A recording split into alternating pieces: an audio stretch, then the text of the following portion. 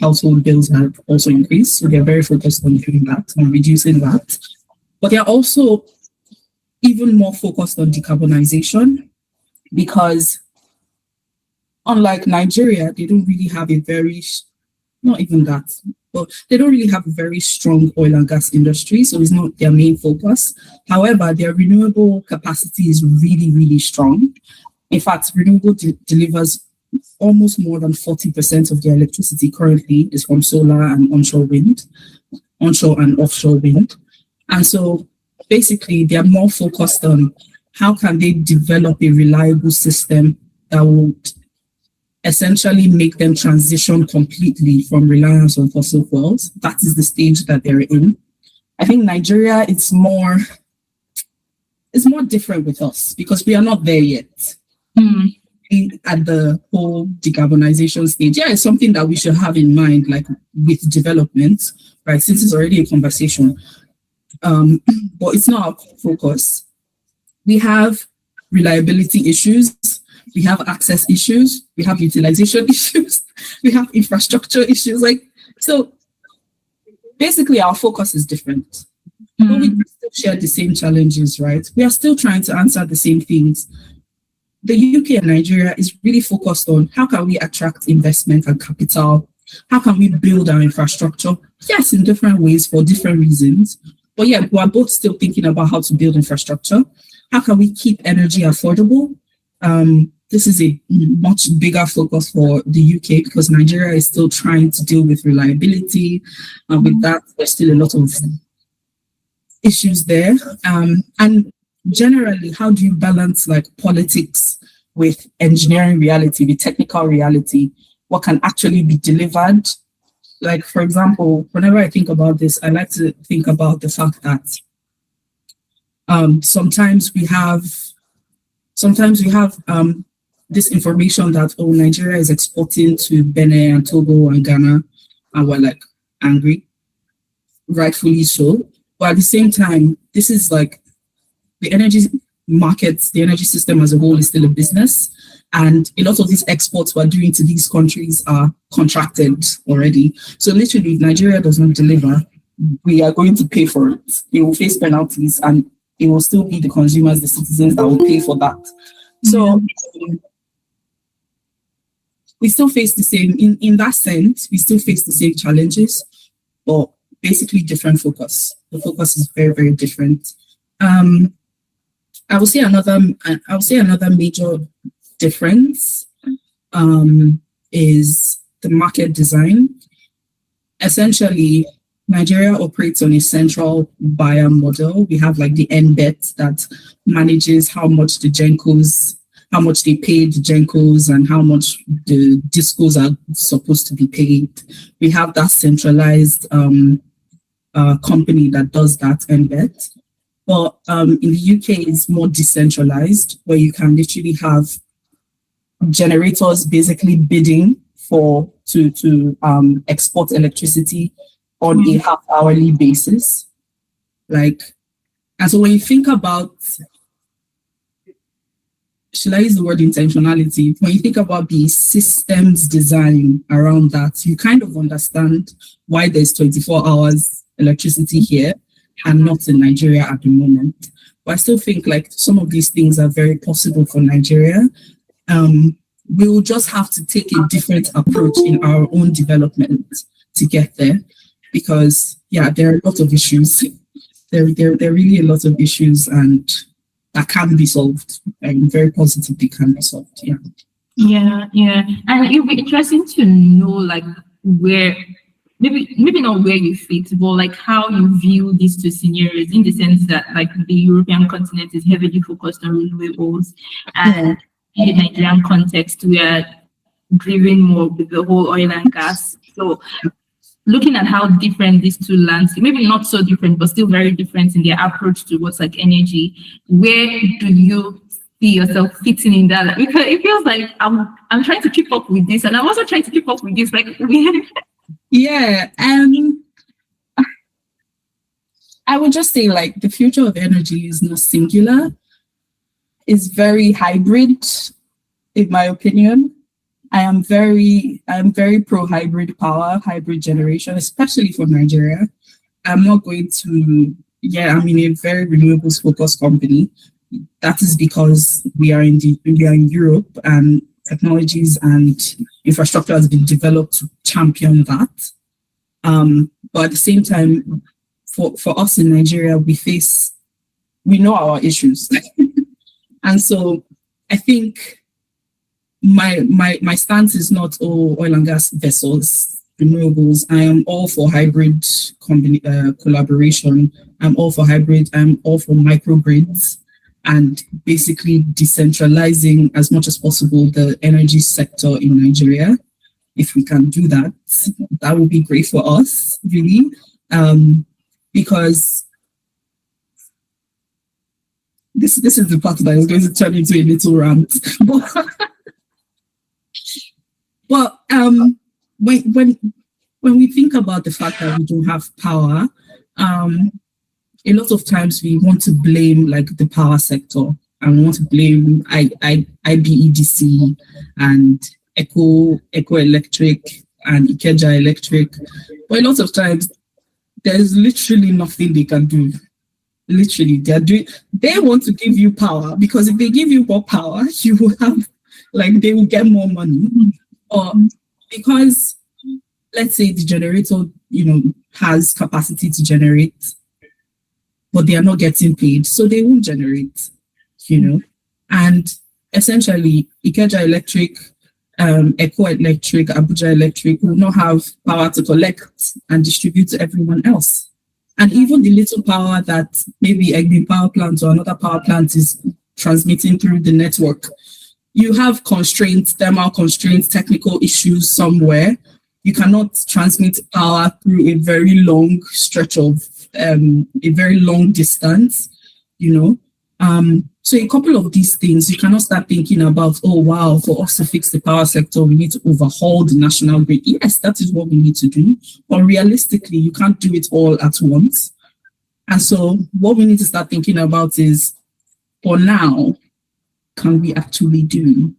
What would be a good idea to sit with, to wrestle with? And something like embedded generation, where you have a smaller power plant close to demand, for example, would be a great one. And I know a lot of people now, a lot of our generation we are all very interested in data. If we can literally find a way to track demand more accurately, I think that would be such a great help. Because I don't know, correct me if I'm wrong, but I don't know if Nigeria really tracks our demand, our usage very well. I think there is some form of monitoring, but I don't think it's very accurate. And of course, if you don't have the right data for how much your people need, you do not know how much to generate. You do not know how to manage, the needs of the people. So yeah, these are just some of the things that I feel like if we can start, as young people, if we can start thinking about some of these problems and what potential solutions could be, we can really do something about it, hopefully. Yeah, that's very true, because I think I remember there was a session we had previously where we were talking about gas and all, and I think one solid point that came out of that is being able to utilize every resource that we have now within Nigeria. The focus should it be oil and gas, or should it be renewables? It should be, how should we use what we have to make sure that the people without can, actually have. And so that's the whole DREs, meaning everybody just pull in, come in any way you can. So, I agree. And if you even think about it, right, Nigeria already kind of operates in a decentralized system, because we do not rely on the national grid as much. A lot of people have their own solar. A lot of people use diesel generators to generate their own power. A lot of estates have completely cut off of the national grid. And it is still, yes, it works for them, but it's still unsustainable. And I think one thing that can really help is if there's some sort of synergy where the power sector kind of collaborates with us in that way, where things are kind of decentralized, but at the same time, we're still connected to the national grid. There's a synergy that happens over there. I think that would really, really help, because the truth is, if we want a massive overhaul of our national grid, it will take decades.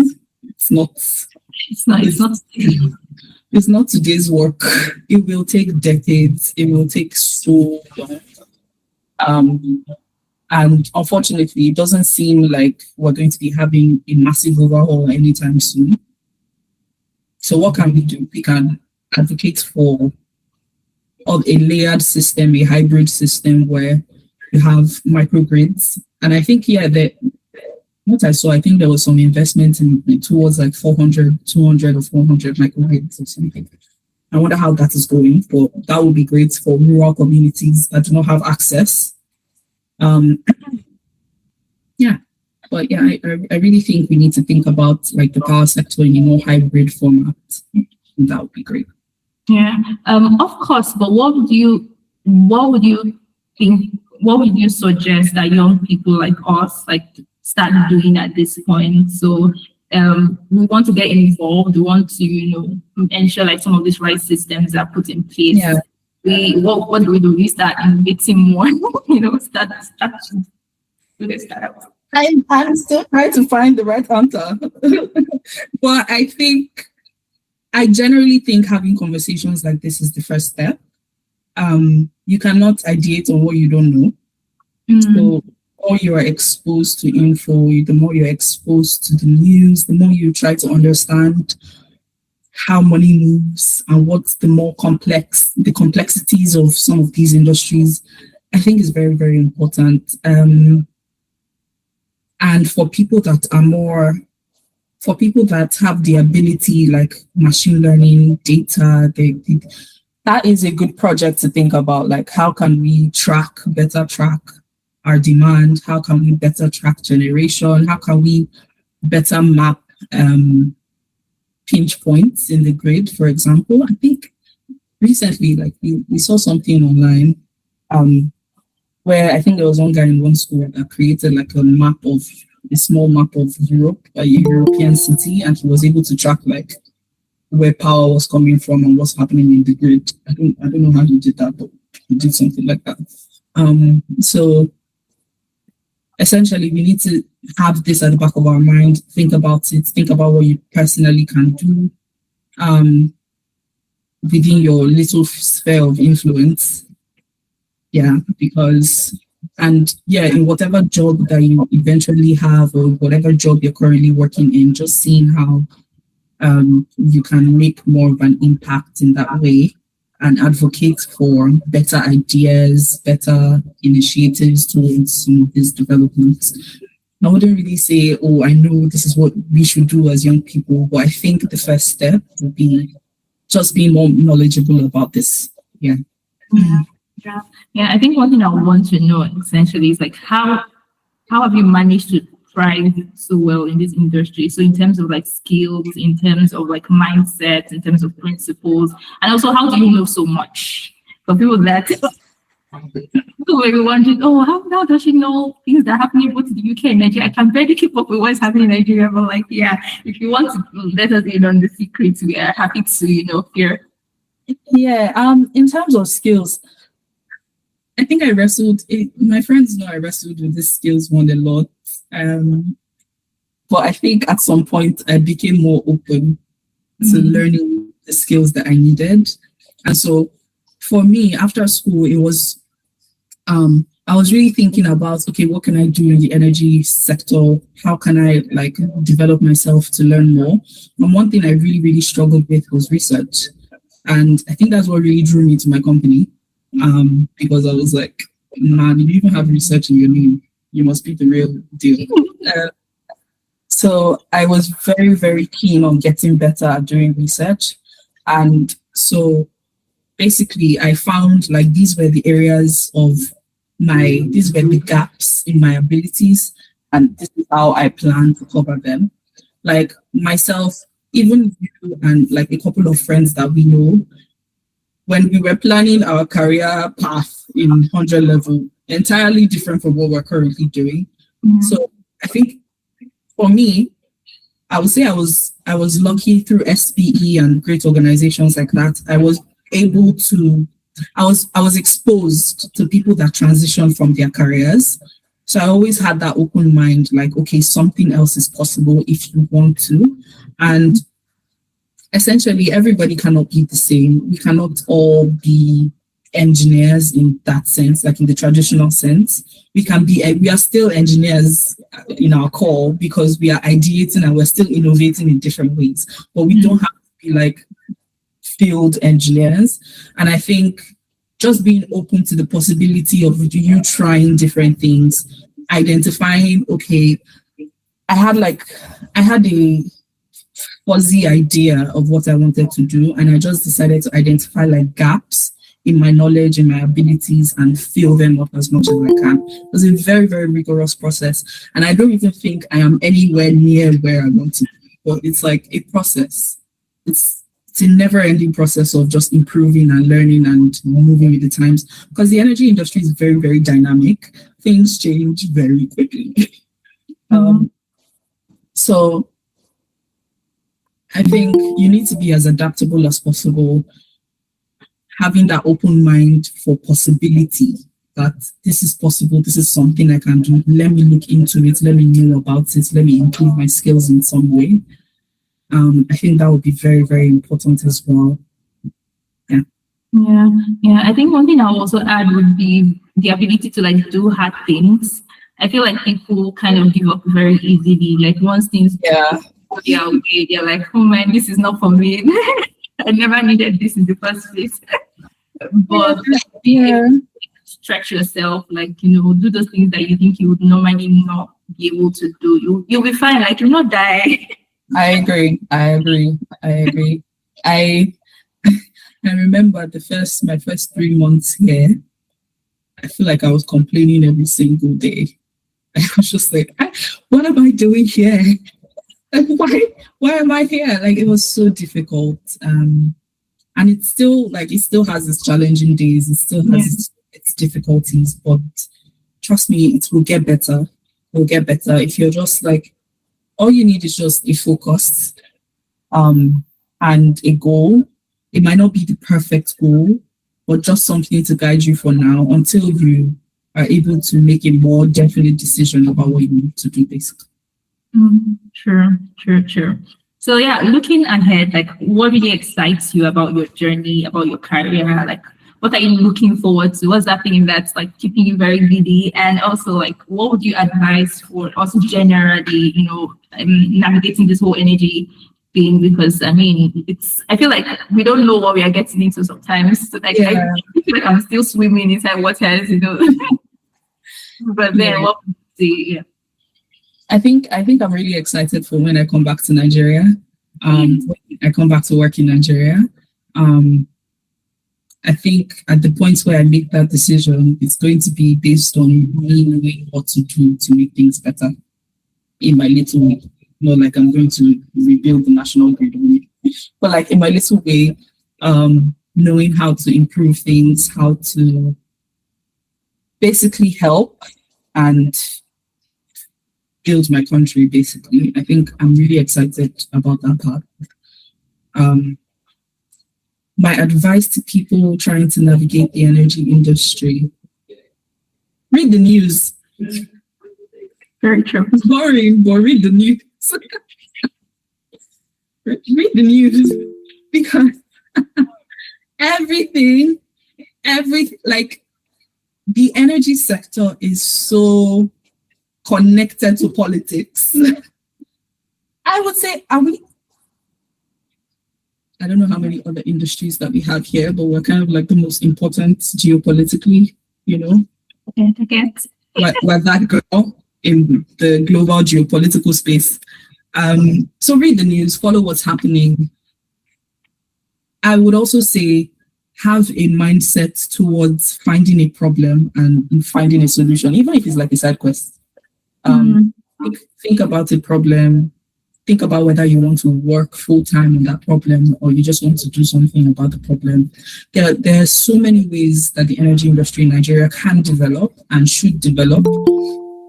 So have those conversations, think about those problems, write papers. For those of us that are very, very good at writing papers, write more papers, please. Very encouraged. Write more papers, build more things, attend more speaking sessions, deliver more speeches, talk to friends if that's what you can do, talk to people, mentor people.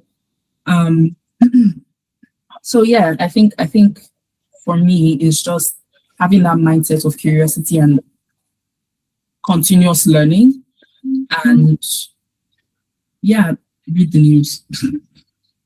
Okay. I feel like maybe before I ask maybe one last question, please, you guys, if you have any question at all, like this is the perfect time to raise up your hands, mute, and ask your questions, because we have little more time. So please feel free to raise up your hands after I ask this last question. I will come. People are already ready for you. So Jesus Christ. Or maybe we should take the questions and then I will just close. Yeah, because of time. So yeah, I saw Shadrach's hand first. So yeah, Shadrach, please, you can ask your question. Yeah, good evening. Yeah, just confirm you can hear me. Yes. Yeah, good. Right. I really enjoyed the program, the conversation. Thank you, Ruth, for the information you just gave us. Yeah, I actually, you made mention of, I heard you made mention of machine learning. Yes, on different occasions. Yeah, data, machine learning. Yeah, so actually, I'm a data scientist and I do build machine learning models. Yeah, and even of recent, I just submitted a paper for review. So I'm just waiting for the outcome. So my question is, I'm interested in energy sector. Yeah, I'm interested. I just want to ask, how can I navigate to to achieve success and gain ground in this sector, and also to attract global opportunities? Yeah. I think LinkedIn is a great way. As much as possible, use LinkedIn. And I know I'm probably not the right person Kaito is the better person to use this, because for a while I've not been on LinkedIn, granted. But I will also not deny the fact that on LinkedIn, I was more exposed to opportunities. That's just the truth. Where when I was actively writing, actively posting, actively doing stuff on LinkedIn, I was better exposed to opportunities. So if you're not already harnessing that LinkedIn profile, showing us what you've built in the energy sector, reading about the Nigerian energy sector, and creating maybe a machine learning model about some problem you find, like this thing I'm talking about, like demand monitoring, for example. If you can find a model that allows you to do that and write about it, many people will see it. Many people are interested in these things. Also, reach out to people that share a similar career path as yours. Reach out to them on LinkedIn. Reach out to them via emails. Talk to them. A lot of them will give you insights that will be very good at, even if they can't help you in the moment, but because you came in with that veracity, they would say, "Oh, there's this opportunity." You would have it. It will be easier for you to have access to some of these opportunities that are out there. Like, the reason I was able to apply to my company is because literally I was screaming about energy, and my sister was just like, okay. She didn't really understand what it was, but then she saw the opportunity online and she said, "It has energy in it, take and see." Literally, she just sent me a link and I applied. So let people know what you're doing and what you're about, I think, is the first step. And secondly, talk to a lot of people, talk to mentors, create a message, a curated message for that person that you really, really, really admire and you really, really want to emulate their career path. I think, you'll be better exposed to more opportunities. Thank you. Hi, Shadrach, does that answer your question? Yeah. Thank you so much. I'll work on that demand monitoring. And I think there are very many other ideas as well. Like, Nigeria's energy space needs initiative. So please read up about it. Read up about how the market works, how delivery happens. Would be great. Yeah. Thank you. Thank you. So we have Ayor. Hi, Ayor. You can unmute and ask your question. Hi, everybody. Hi, Kaito. Hi, Amaka. Thank you so much for this session. I have learned a lot. So my question is a bit, please, you people should not judge me because my question is, all those questions where you're like, you should know the answer now. So, nothing like that. No such thing. Here goes my question. So I have struggled with reading the news a lot, and I know you've hammered on it every single time. And I know that one thing I said I was going to do 2026 was anything I know I want to do, I find a way I can do it in a sustainable way. But you see that reading the news, I have not been able to do it and keep up with it. So I just wanted to ask if you have practical tips or what you do. Maybe you read the news a particular time of the day, or there's a way you tweak it to be fun, or anything that could help me to sustain and do it more frequently. I would say for global news, listening to the Financial Times podcast. I think it's free on Spotify. I basically do that every morning when I'm on my commute to work. And sometimes I don't hear what was said, but sometimes I do. It counts. If you work 9 to 5, a great hack, even though it might be a bit annoying, is coming in slightly early, like 10 minutes early, 10 minutes to 9, and just reading news articles, basically, just catching up with what's happening in the energy space. It's boring. I'm not here saying read the news because it's fun and it's yay. It's boring sometimes. Like you're just reading about numbers and stuff. But I think it's also really important to be familiar. I'm not saying you should be like one news commentator or anything. No, just like be familiar with the news, what's happening globally, what's happening in markets as well. Subscribe. Thank you, Adnaka. Subscribing to newsletters is also great. I think I've subscribed to a couple of them, like Reuters, BBC News. Just a couple of them. Just be subscribed to them. But yeah, for now, the one you can start with is Financial Times Morning Podcast, FT News Briefing. It's actually quite fun because it's very conversational and it's 15 minutes. So if you have a commute or something, you can put it in your ear and forget about it. That's just for like the global news perspective. But for more local news, newsletters, if you can, do a Google search. And just try to keep informed as much as you're not going to know everything that is happening, and I don't even think you should, but just be familiar. Yeah. It's boring, you'll be fine. Yeah. Okay. Before I take Emmanuel, we have like 2 questions on the group chat, so I'll just take one and then we can interchange.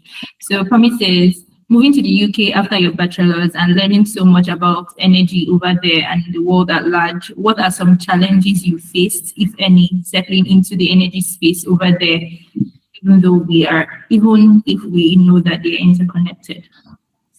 Yeah, I think a major challenge was the fact that I had to relearn everything. I had to relearn everything. And I told Kaito this before, the accents. That's like, we'll go to that. The accents are so difficult because you think you can speak good English, or you think you're speaking Queen's English, and it's not even like, oh, they speak better English than we do. It's just different accents, different dialects. You have to understand like social cues and stuff. But yeah, more focused on the energy space. It was basically learning everything from scratch. I didn't know what the power market was until I got here. I had an idea of how electricity generation and all of that worked, but I wasn't really I wasn't into the weeds of that knowledge. So yeah, learning everything from scratch was really, really challenging. Also moving as well, moving to another continent is not easy. It also bears its own challenges, which will affect you at work. So you also have to balance that. But I think what was also helpful for most of those things is the company that I am in. I cannot say whether I can't say whether this is how all UK or European companies function. My company is they are very big on have the courage to make mistakes. It's literally a core value, the courage to err and the tenacity to deliver. Have the courage to make mistakes. Any question you ask is not stupid. There is a reason you ask that question. And I don't know if this is a more general European mindset or if it's just my company specifically. I can't say about that, but I think that also helped me navigate better because I was able to talk to my boss about what is this we're reading? I don't get it. I was able to, my close friends, the people like my co-workers and such, and people explain things to me. And so I think one thing that was challenging is having the humility to relearn and learn all over again and literally have people teach you like you're 10. That was very, very challenging. And yeah. Just developing that mindset for curiosity as well was also a bit of a challenge because they like to ask a lot of questions. They want to know, like they want to challenge your thinking, and you're just like, please, please, oh please. Yeah. Okay. Thank you so much. So we have Emmanuel. Yeah, Emmanuel, you can unmute. Yeah. Good evening, everyone. Good evening. Hi, Emmanuel. I'm Emmanuel from Enugu State. I'm actually a mechanical and production engineering student from Enugu. I'm from Enugu as well. Okay. Nice to meet you. So the theme of this session is navigating transition and energy systems across Nigeria and the UK. Mm-hmm. So my question goes this way. How are digital tools like simulation and AI being used to optimize energy systems across both countries? Mm-hmm. Did you get me? Yeah, I did. For Nigeria, I don't know, honestly. I'm not too familiar with Nigeria. I know that some oil and gas companies do employ AI and simulation tools. I don't know what the extent of that would be. If anybody has like an idea, they can drop it in the chat. But in the UK, as I said earlier, when we first started, AI is increasingly being adopted. We are basically using AI to develop. So essentially for now, what we do is if you have a business case that you want to figure out whether it's profitable or not, you come to us, you give us like your assumptions, you give us your data, we kind of run the model for you and give you an answer, a response. But now with the use of AI, we are trying to make that process shorter and faster, whereby you do not have to come to us with all of your assumptions and all of your data. You can literally use an agent to just say, oh, this is, put in your preliminary data, put in your assumptions, and the AI should be able to give you like a rough idea of what your profitability would be. And then if that doesn't seem right with you, then you come to us and then we give you a better response or we defend that response or whatever the case may be. So you see AI tools being adopted every single day. Internally, it helps us speed up our workflow as well. Some things that you'd have to do with Excel manually, you can literally just give it a prompt and you have like a result or your answers. You still have to go through quality assurance processes, but at the same time, it's like these tools are steadily being adopted at a very, very rapid pace. So yeah, I think it's worth having an idea of how to manipulate artificial intelligence, and prompt engineering is also a very, very big thing as well to learn. But yeah, there's so much that is being done on a daily basis. Thank you so much. Thank you. So we have a question in the chat. Thank you for the program. Could you please speak more about upstream benchmarking and economic modeling, especially best practices in Europe that can be replicated? Well, to be honest, I don't think I can. I really don't think I can. I don't think I'm in the best position to be able to answer that question because I am 6 months into my job and I don't think it's exactly, I think what you're asking is more in the oil and gas space. And I don't think it's, it really ties into what we do for now, like as a company. So I can't really answer that question definitively, right? If that's okay. Thank you. Thank you. And we have Lovette's hand up. So Lovette, you can ask the question.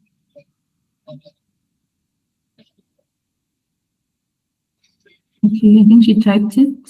Said, please, I was advised I have hope in my course from the first meeting we had online here. I became happy, but there is a big challenge in navigating because having access to an industrial training center is based on who do you know. And if you say no, you can't have access to any place. My question is, please, sis, how can a girl like me with no financial status or opportunity grow and chase her dream after graduation or before graduation? Thank you so much for this opportunity.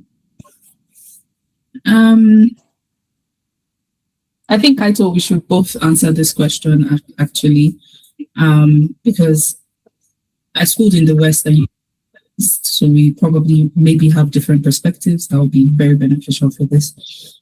Personally, I don't know what you're studying. If you can type what you're studying currently, love it.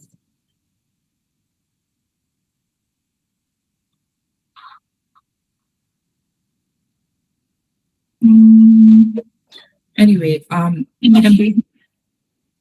okay, so for a lot of us here, we studied petroleum engineering or some form of engineering, mechanical production. And so we had access to organizations that really built us up. Like Kaito and I, and a lot of us here, we were members of the Society of Petroleum Engineers. We still are in some capacity. And basically, this helped us to build ourselves outside of what we were studying. A lot of us, we participated in events, competitions, basically did all we could to build a profile of this is what I'm interested in, and this is how I want to position myself for the job market. It is not easy in any way, but if you do not have a LinkedIn account, I would say you should start there. If you are not a member of any organization, if there's an organization in your school, even it might be SPE, because I think you can actually ask SPE. I think they're more open now to other courses joining as well. So if SPE, Society of Petroleum Engineers, is in your university, please feel free to ask if you can join them. Or if there's any other organization, you might not be SPE, please join organizations in your school and participate.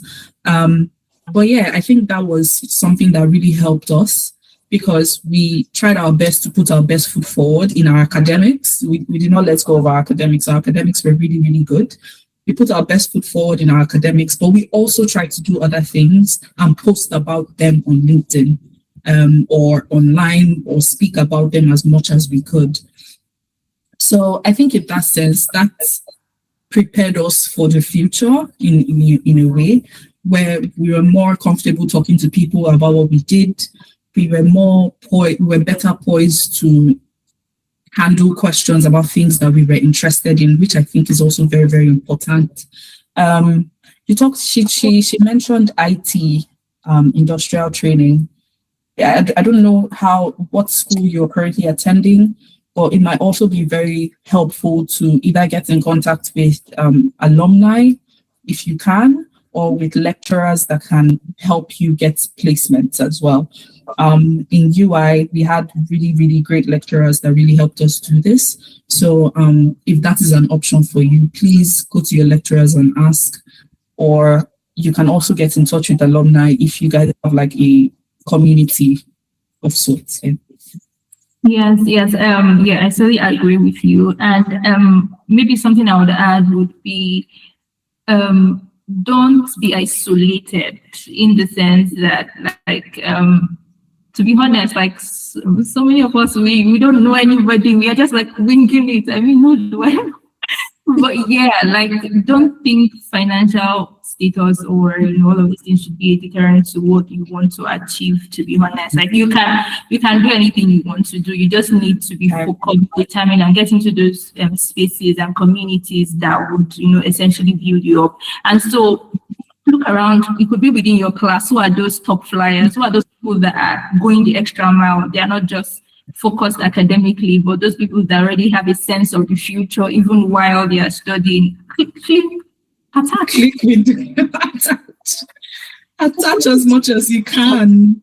Attach yourself. If you can do this, attach yourself. Yeah, like attach yourself to those people, because you find out that you grow very fast. You'll see what they are doing. You'll be very exposed to the kind of conversations they are having, the level of people they are meeting, some of these things, and you just find a way to smuggle yourself into those systems. Like Chiamaka said, LinkedIn is also a very good place. Like you don't have to post if you don't want to post, but you just go there to see what people are doing. Yeah. What kind of opportunities they are taking, the kind of their trajectory as well. You also see people that maybe are within your school or graduated from your school. I find that those kind of people are very easy to chat with, because you guys share a bond. And so you can always message them this is where I am. How were you able to out of this phase, as well. The one thing that I do very well on LinkedIn is also to study people's trajectory, how they have moved across, they have different career seasons or academic seasons, Then also volunteer as much as possible. That's also something volunteer as much as possible. During my university time, I'm sure people were wondering, what is this? How is she doing it? She's everywhere. You see her here, you see her jump to this meeting. Say, what's happening? They don't know that they are busy gathering space for my future. You have to gather. Yeah, that's true. Volunteer as much as possible. Yeah, volunteer as much as possible. I think people always have that. People always I find out that during my own time, people always felt since this thing is not going to contribute anyway to my academics, then it's not essentially necessary. But my sister, is necessary. It's those volunteering of places or opportunities that sometimes people take into to some of these rooms that you would not necessarily have access to. Even if you win some of these scholarships, the small scholarships. All of these things be here and there. Be here and there, yeah. You don't really have to have it all figured out. I think this season is for putting your hand in different places. It's true. That's very, very true. That is very true. Because literally, you can be very valuable as a volunteer, and you would be volunteering, and everybody will be looking at you why are you stressing yourself up with this organization? But you don't know who is watching. You don't know who you're going to meet at your next volunteering opportunity. You don't know. It might even be another student telling you, hi, this is what we do. Would you like to join us? And then you join something else that spirals into another big thing. And it's just up from there. So please volunteer as much as possible. If you have SPE around you, join SPE. Yeah, and I would say that don't see your course also as a constraint. I feel it's very vast. You can work anywhere. To be honest, you can contribute anywhere. I think usually before I was very limited to thinking that because I studied engineering, it has to be on the field. But now I'm doing finance. I'm winging it. I'm not there yet, but I'm in the process of honestly, my job is majorly economics, and I'm just winging it because I think aside 2 petroleum economics courses, I don't have any other exposure to economics. So I am learning everything from ground zero.